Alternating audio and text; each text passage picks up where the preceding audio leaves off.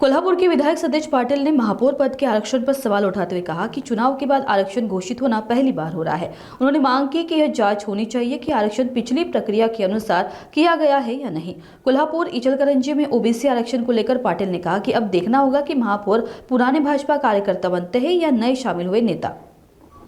हो, दोन्हीकडे ओबीसी पुरुष आरक्षण कोल्हापूर आणि इचलकरंजीमध्ये झालेलं आहे. त्यामुळे कोल्हापूरकरांना उत्सुकता आहे की मूळ भाजपचा होणार का नव्यानं आलेल्या भाजपचा होणार. म्हणजे इचलकरंजी असू दे, कोल्हापूरमध्ये असू दे, मूळ ज्यांनी 20-20 वर्ष आमच्या विरुद्ध लढाई केली काँग्रेसच्या राष्ट्रवादीच्या विरोधात, त्या ठिकाणी भाजप म्हणून जे कार्यकर्ते एकसंघ राहिले. आता आम्ही बघतोय की कुणाचं चाललं नाही. आज प्रत्येक जिल्ह्यामधली समीकरणं कदाचित या 2-4 दिवसामध्ये बदलण्याची शक्यता नाकारता येत नाही. आणि म्हणून काही ठिकाणी काही गोष्टी महाराष्ट्रामध्ये देखील घडू शकतील, कारण की आपण ते पाहतो की अनेक जिल्ह्यामध्ये नाराजी होते. महापौर पदाचं आरक्षण झाल्यावर कुणाला महापौर पद मिळणार याच्यावरही काही ठिकाणी नाराजी होऊ शकते. परंतु मला वाटते की पार्टी लाईन सोडून काही गडबड होईल महाराष्ट्रामध्ये असं मला वाटत नाही. कारण की शेवटी ट्रिपोल अलायन्स अनेक ठिकाणी झालेला आहे. पोस्टपोल अलायन्स आता महायुती म्हणून त्यांचा त्या ठिकाणी झालेला आहे.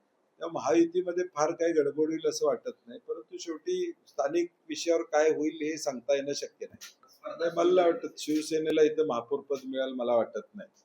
त्यांनी मिळवलं तर त्यांचं अभिनंदन करावं लागेल की कारण की मुंबईतलं हॉटेल मॅनेजमेंट आपण बघतोय की नगरसेवक हॉटेलला शिंदे गटाचे ठेवलेले आहे. त्याच्यावरूनच लक्षात येते की काही गडबड निश्चितपणे त्या ठिकाणी. त्यामुळे मला नाही वाटत कोल्हापूरमध्ये शिंदे गटांना महापौर पद त्या ठिकाणी मिळेल. भाजपचाच महापौर ते करतील, परंतु मूळ भाजपचा का हा याची उत्सुकता कोल्हापूरकरांना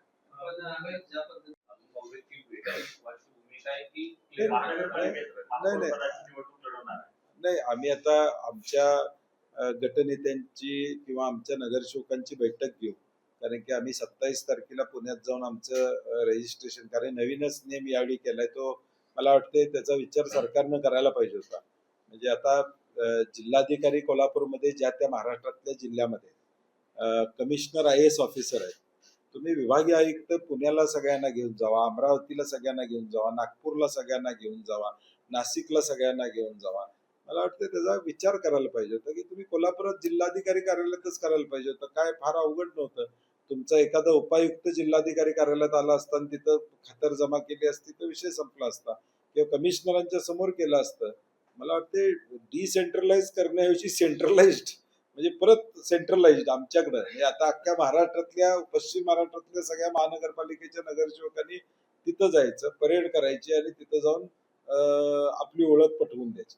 आता गॅझेट निघतंय, ओळख निवडणूक आयोगानं दिलेला तुमचा निकालाचा सर्टिफिकेट आहे.